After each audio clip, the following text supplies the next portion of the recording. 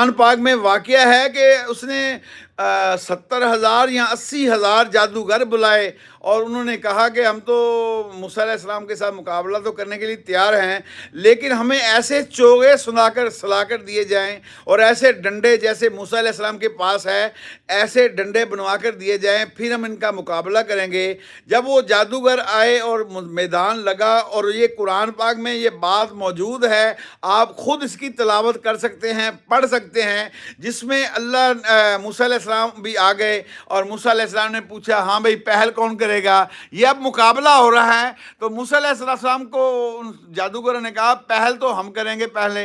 तो कहा जी करो पहल आप। तो उन्होंने अपने डंडे फेंके और वो छोटे छोटे जो रस्सियाँ जो थी वो रस्सियाँ सी सांप से बन गए। और मूसा अलैहिस्सलाम ने कहा अच्छा बस हो गया ना।